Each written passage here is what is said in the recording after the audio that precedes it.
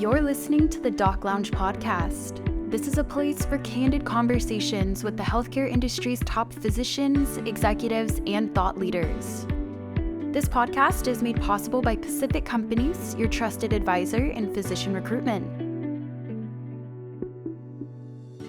Welcome to the Doc Lounge podcast. I'm thrilled to introduce today's guest, Justin Montgomery, founder of Pro Course Start and a former nurse practitioner who knows firsthand what it's like to feel the weight of burnout in medicine.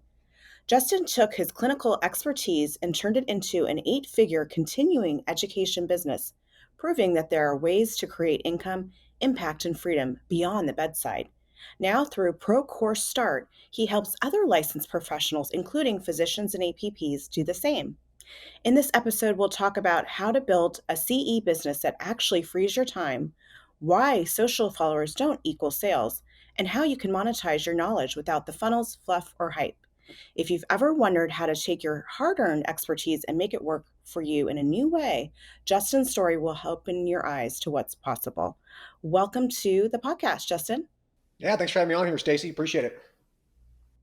I love your story, and your background is so unique. So tell us, first of all, how did you get into more on the medicine side and decide you wanted to be an NP? Yeah, so I graduated with my first undergrad degree in biology and chemistry. I did all the pre-med stuff, pre-dental stuff. I got my first degree basically in all that kind of fun stuff. And my initial idea was go to like dental school. And after shadowing some dentists, I decided I didn't want to do that. So I took a year off, kind of just trying to figure out what I really wanted to do with my life. I had like a 3.6 GPA. I scored really well on a lot of entry exams, and I was just kind of just in that weird stage of life where you're like 22 years old and really no clue what you want to do.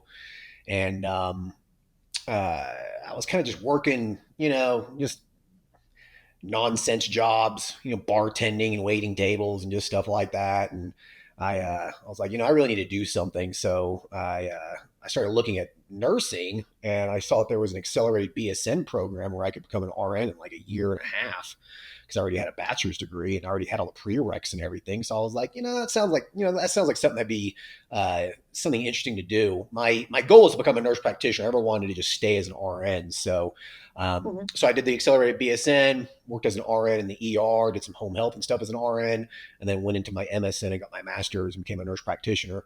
I graduated NP school in 2013. And from there, I started working in an urgent care. It was a really cool urgent care. Like we had a CT scanner, lab, it was almost like a little mini ER. And so I learned a lot working there. I worked with a really cool doc who taught me a lot of fun stuff. And so I transitioned from there to the ER, started working in the ER as well. So I kind of always bounced in between the ER and the urgent care as a nurse practitioner. And in 2017, so this had been about 4 or 5 years after I graduated NP school, I already started kind of getting burnt out. And I was like, man, I'm like 34 years old. And I'm like, I'm already getting burnt out. How am I supposed to do this for another 25, 30 years? I was working a shift in the ER one day, and I was looking at like some of the older ER docs, some of the older PAs, some of the older nurses, and they just looked like they didn't have any life left. And I didn't want to be that way. It's like, it kind of depressed me, So I decided to start my own practice in 2017. So I started a medical cannabis clinic, and I started a men's health clinic, basically within about the same year. And the medical cannabis was just easy money. You just sign up on people's cards, low liability, it's cash only. And I did that for a little while, made some great little side money, and then opened up my men's health clinic. So I wanted to do men's health, where we did testosterone replacement therapy and treat ED and things like that. And started that, opened up another location, started an online HRT practice, scaled and sold that in a period of about 6 to 12 months. So that kind of gave me my first taste of building a business and selling a business. And after doing this for a couple of years in 2019, I decided to create a website called the Elite Nurse Practitioner, so elitenp.com. It started off as a blog. I just wrote articles, like Uh-huh. just basically telling people what I thought of the nurse practitioner profession. You know, Mhm. how schools are just pumping out a bunch of new grads, how the admission standards have dropped. Like I really just spoke my mind, and it Uh-huh. really gained a lot of traction amongst nurse practitioners. And I did that for about 4 to 6 months. And I was like, I'm really building something here. I should try to monetize this. And so I wrote a book called The Elite NP Model. It's like 150 pages.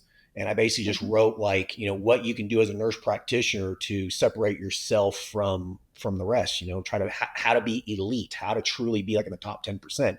So I wrote that book, published it, and it Mhm. did really well. And I was like, okay, I'm onto something here. So I was like, Mhm. I'm gonna make a course on how to start a men's health clinic. And so I Mhm. developed this course on how to basically open up a men's health clinic, how to open up a cash based practice. And I launched it and I made like $50,000 in a couple weeks. And I was like, whoa, Yeah.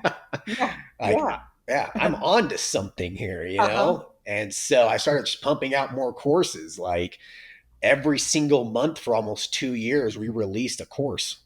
And so I scaled and grew the Elite Nurse Practitioner from, $0 to, a 7-figure yearly revenue generating machine Wow. that's generally passive in nature. And I Mhm. built and scaled that thing. And it essentially allowed me to become financially free by the time I was about 39 years old. I mean, it Mhm. blew my mind. Yeah. And so Uh-huh. now, now I'm here today trying to teach people how to build a similar business. Like my passion isn't lying helping people start practices anymore. My passion Mhm. now lies in helping people build an actual scalable business. A practice is scalable with a Mhm. lot more headaches and a lot more Mhm. liability associated with it.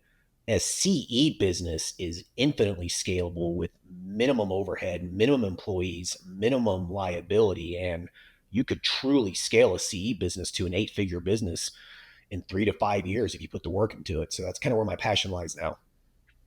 Love that. Well, congrats. I mean, that is such an amazing journey, and it sounds like you definitely found your niche.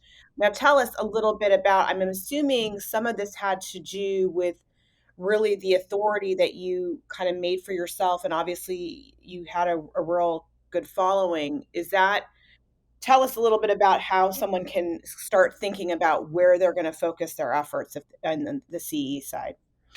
Yeah, I think the biggest question you need to ask yourself really is what is it that I'm good at?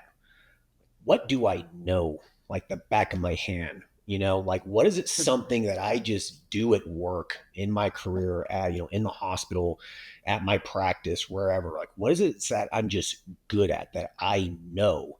And is it something that people ask me about a lot of the times? Mhm, Like, are mhm, you always asked about, whatever it may be, whatever maybe, whatever clinical practice it might be, a clinical question, a business question? Like, what is it that you're really good at? And are you asked that a lot? And if you are, then there's probably an opportunity there. There's a lot of new graduate providers out there. Like, I mean, even doctors going into residency, coming out of residency, APPs, physical therapists, et cetera. A lot of them come out of school and they just really aren't prepared for the real world. And so, is there something that you can teach them, or is there something advanced that you've learned that you can teach, more seasoned providers? So I think that the biggest question you can ask yourself is like, what is it that I'm good at? And is there an mhm, opportunity to leverage that knowledge and turn it into an actual product? Because your knowledge truly is the most valuable asset you have as a professional. I don't care what kind of professional you are, it doesn't matter. A lawyer, doctor, nurse practitioner, accountant, like your knowledge is what makes you you, right? And mhm, so it's your most valuable asset, and most people aren't leveraging it, which I find to be foolish. So like if you can leverage your knowledge and turn it into a product, can you sell that knowledge to other professionals and make, a business out of that? Chances are you probably can. mhm. great advice and great insights there, and I think it's something like you're saying, people don't always think about that, and I'm sure there's different, based off your clinical setting, in specialty, there's certain, maybe is it reading certain tests or, kind of being able to figure out based on certain symptoms, like what would be the best, course of, medicine plus, therapy. So there could be something that everyone is really, like you're saying, an expert in, that if they're just using that to get going, I'm assuming they could get a lot of traction. So tell us, when you first start working with a new client, how do you kind of figure out how you're going to do this together and work together? Yeah, so I have a mentorship program. It's called the Procore Start Launch Accelerator, where over a 3 month period of time, I work with you to help you develop a CE business, leveraging what it is that you know. And so I treat your business like my business. Like I walk with you for 3 months, treating your business like my business, what I would do. I give you strategy, my opinion, what I would do. And the first thing that we do is we do 2 strategy calls, and those strategy calls last 1 to 2 hours. So it's basically a 2 to 4 hour, strategy call session. And during that strategy call is where we develop your value proposition for your business. And so it's a simple equation. It's basically, what problem do you see in your profession, and what unique knowledge can you use to create a solution to that problem? If you can do that, you have a business, right? And so you just go over, like, what is it that you've been good at over the last 3 to 5 years? What is it that's something that people ask you questions about all the time? What is it that you are just good at? What is it that you know like the back of your hand? And so sometimes it can take an hour or two to really try to pry out that information from a client to figure out, what is it that you're good at? And ultimately, too, what's your goal with this? There's a couple different kinds of CE businesses that you can develop. There's really about 3 different kinds. So the first one is a CE only business, where the value is in the CE, not the actual information in the course. We've all taken CE courses before just to get the CE, just to check a box. Like, no one, like, you didn't pay attention to the information. You just scanned through it. You click boxes. You took the quiz at the end so you could get your, 2 or 3 CE hours. Like, we've all done that before. We're all guilty of that. Do you remember the name of the company that you got that CE course from? Probably not. I don't. So there's that model where you just develop CE courses. The value is in the CE, the credit, the hour, the CME, whatever it is. If you're going to go with that model, it doesn't really matter what kind of knowledge that you bring, because those courses can be extremely generic in nature. You can just use textbook information to pump out CE courses, basically, and just attach CE to it. So if you go with that model, it really doesn't matter what you're good at. Really doesn't make much of a difference. The other model, though, that does make the difference is the CE business, where people are buying your course for the actual information, the actual knowledge, right? That's what makes you different compared to other people. It's basically, what information are you providing, and is it actually valuable? Does it move the dial in the student's life? Does it or does it not? Like, if it actually moves the dial, if it helps them make more money, if it helps them learn a skill that makes them a better clinician, if it actually moves the dial in their life, they will buy your course for the information, and they could care less about CE or not. I've helped people start CE businesses before, where when we go live with it, when we would launch, there was not even CE attached to it, and they make $500,000 in 3 months without CE, without credits, because people want the information. Now, if you can combine both of those together, if you can offer CE and provide valuable information, now you have a multi-million-dollar CE business. That's the business that scales 7, 8 figures. So yeah, it just really depends on what it is that you're good at. Said before, social media followers don't equal sales. So why do you think a lot of people just get stuck on building a social media presence? And how do you work with them, and what do you advise beyond that, maybe? So a social media presence doesn't equate sales, because if you don't actually have a CE business to sell a course through, it doesn't matter if you have 100,000 Instagram followers. If you don't actually have a CE business, then all of those followers don't really mean anything unless you're monetizing it. I've helped a Mhm. client before who had, I think she had like 30,000 Instagram followers. She had a course, but she didn't actually have a CE business. She would just sell her course through her Instagram profile or Facebook page or whatever it was, but she didn't actually have a CE business. And so it was something that she couldn't really scale. It was just based off of her social media following and people messaging her and her selling the course. Mhm. So while having a social media presence is very, very important by building an audience, you have to have the CE business itself. So you don't have to have a huge following to generate pretty significant revenue if you actually have a CE business. The elite nurse practitioner, when I hit seven figures, I think I only had like 5,000 or 6,000 Instagram followers. I didn't have that many people, Mhm. but those 5 or 6,000 people that followed me were Mhm. quality followers, right? Mhm. Not just a bunch of people. You don't want 30,000 Instagram followers or Facebook followers, and 95% of them are just trash. That doesn't Mhm. matter, right? So you really need to focus more on quality versus just the quantity of followers. It's really, really important, but you have to build an audience.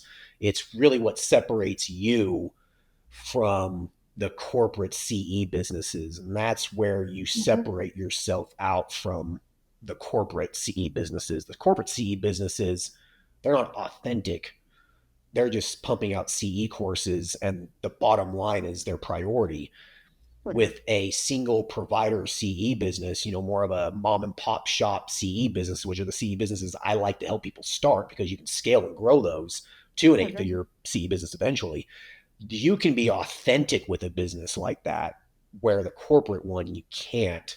And so by being authentic, you build a true quality following, and the amount of followers you have doesn't really matter. Does that make sense? That does. It does. And I know one of the topic areas that you talk about is really this, trust as the foundation. So obviously a lot of clinicians have that built into their practice. So how do you leverage that, or how would you recommend, any physician or APP uses maybe the ratings or reviews, or tell us more of how you've helped? The trust that you have amongst your patients is established by your title and your license for the most part, right? Mhm. When someone comes and sees you and they see MD or DO or PA or NP behind your name, there's pretty much an automatic trust factor built in there. You went to school, you're a licensed person. Most patients are just going to automatically trust you based off of that title, right? With a CE business, it's not going to be like that because other providers or other professionals are going to be purchasing the course from you. They're going to have the same title as you, so you're already on even grounds with them. And so, how do you make them trust you? Like, how do you convince another provider, another professional to trust that you're going to teach them something valuable? The only way you can do that is by consistent content. It's really only way. You have to prove yourself to people so they trust you. And so there's two pillars of content within a CE business, and both of them are extremely important. There's the social pillar, and then there's more of, like, I would call it like the science pillar.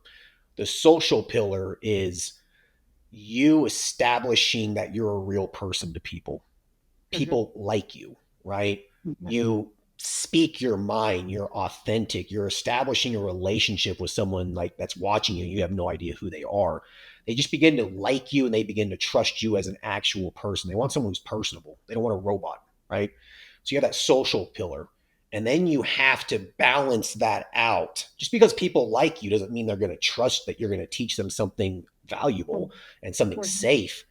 You balance that with the scientific kind of pillar, the information pillar. You have to give people some value that's actually valuable. It shows that you know what you're talking about. Like, for example, you could say something along the lines of, let's say you create a post and you speak your mind about your profession and why you think this or that, Mhm. why it pisses you off, for example, right? Mhm. Like, I really don't like what's going on over here, and people will agree with you. That doesn't mean they're going to trust you. They'll buy your course.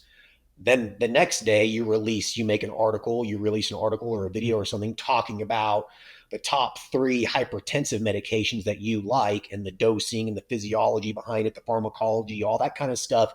Well, now you just proved yourself that you do know what you're talking about. So if you can combine both of those together, people will either love you or hate you. Mhm. That's good. That's what you want. You want that polarity. You want people to love you or you want people to hate you. That's fine. Okay. Everyone's not going to love you.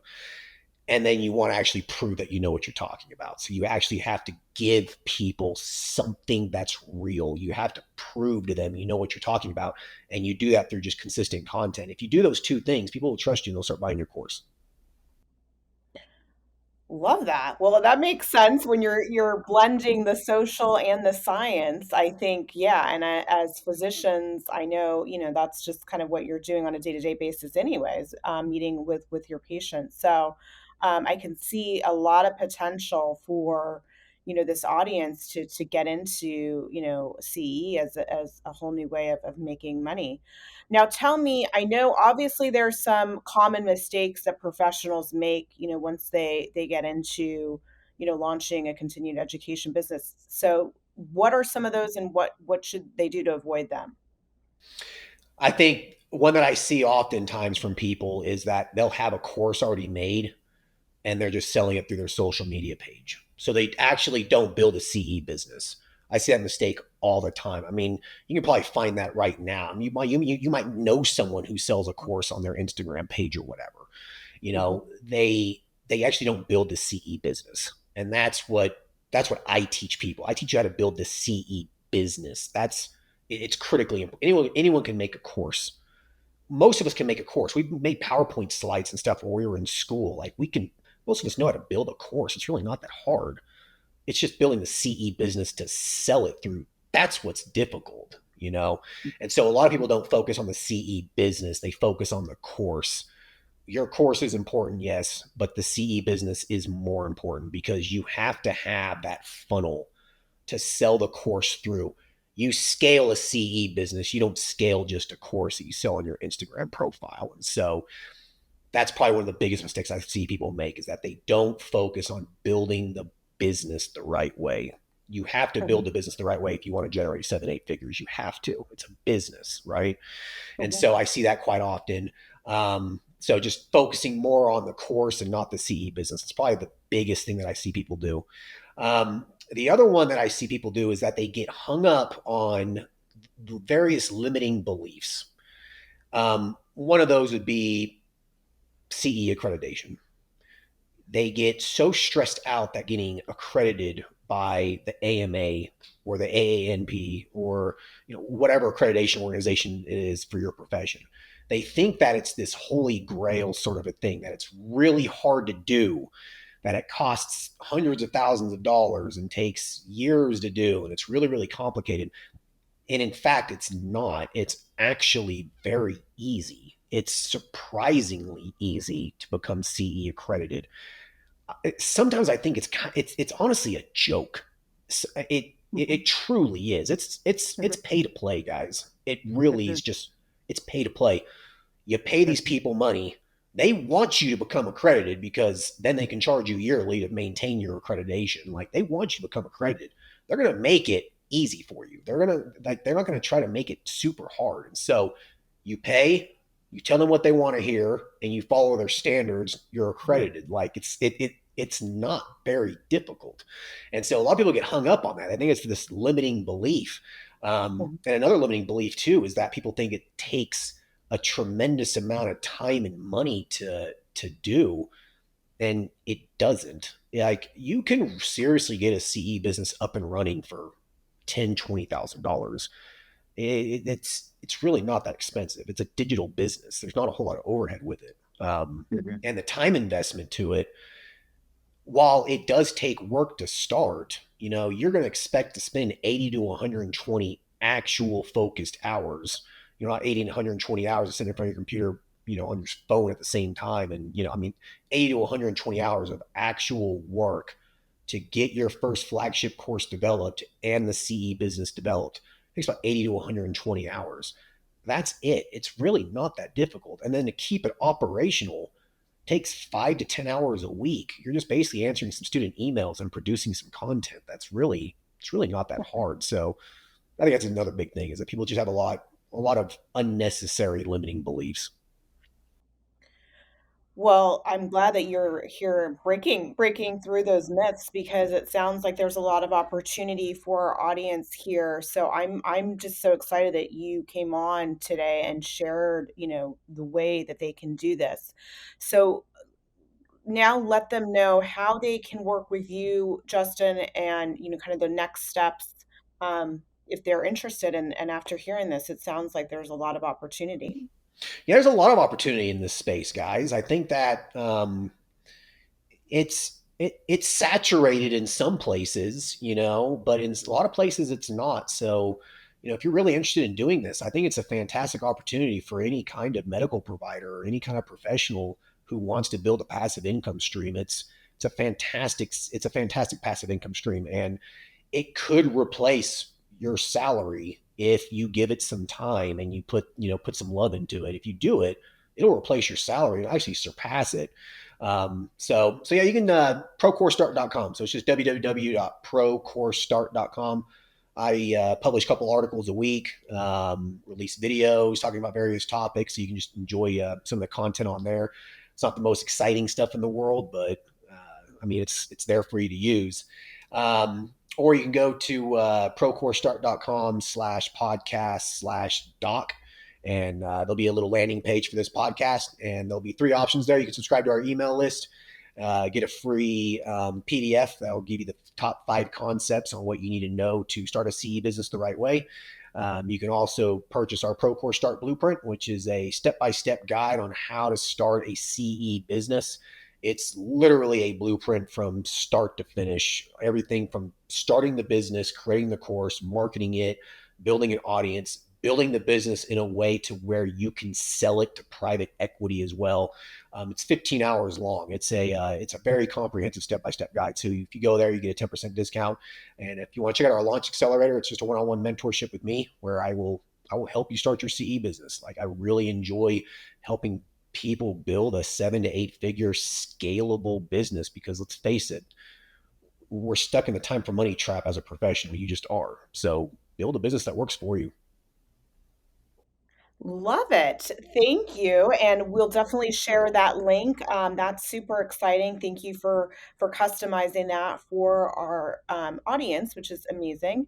And I really want to thank you, Justin, for your time. Thanks for sharing all the knowledge here. And really, this is something that I had no idea about, and I'm sure our listeners didn't either. So thank you. You're welcome, Stacey. Appreciate you having me on here. Thank you. Thank you to all of our listeners. If you would like to be notified when new episodes air, make sure to hit that subscribe button. And a big thank you to Pacific Companies. Without you guys, this podcast would not be possible. If you would like to be a guest, please go to www.pacificcompanies.com. Thank you.